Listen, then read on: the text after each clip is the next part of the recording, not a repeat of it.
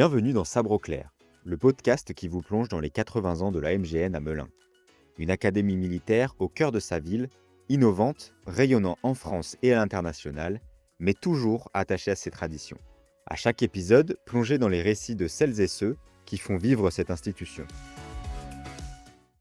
Alors aujourd'hui, nous accueillons le capitaine Christophe, qui est le directeur du musée de la Gendarmerie nationale.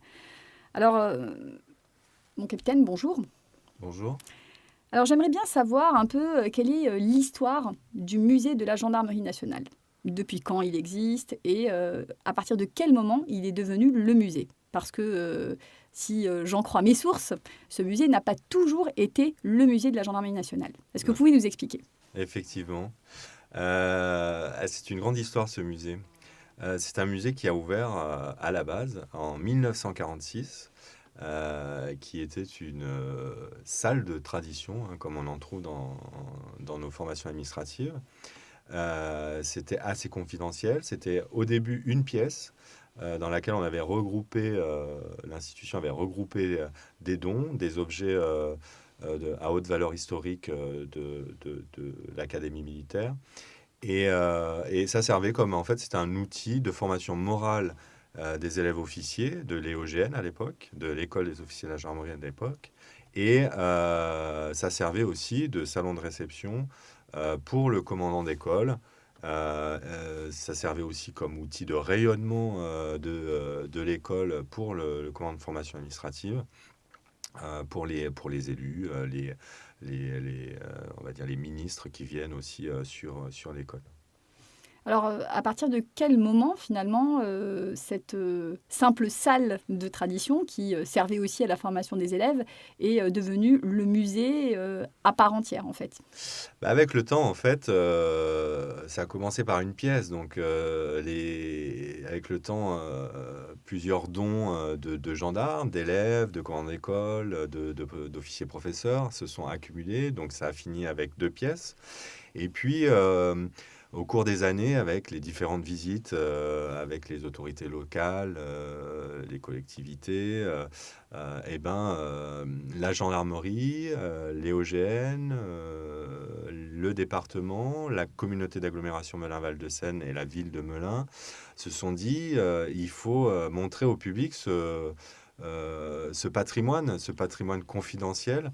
Et c'est à partir de là, donc dans les années 2000, qu'un protocole, on peut appeler ça un protocole d'accord entre le ministère de la Défense à l'époque, la gendarmerie et la ville de Melun et la communauté d'agglomération Melun-Val de Seine, un protocole qui a lancé en fait les débuts de réflexion pour créer un musée de la gendarmerie ouvert au grand public.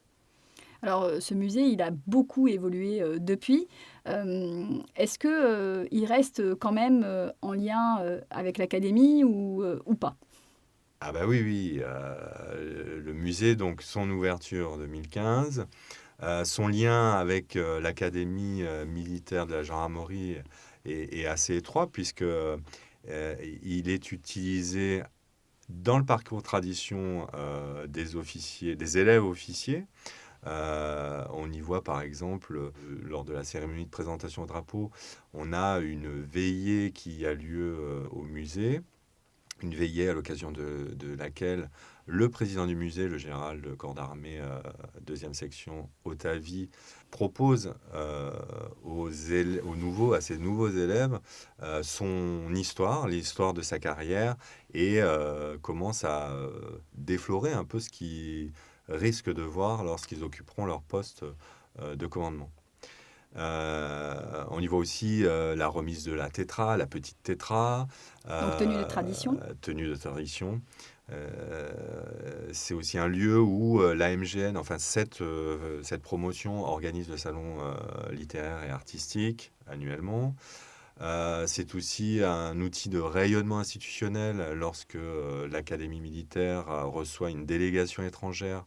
Un passage au musée est proposé, une visite, une découverte de l'institution.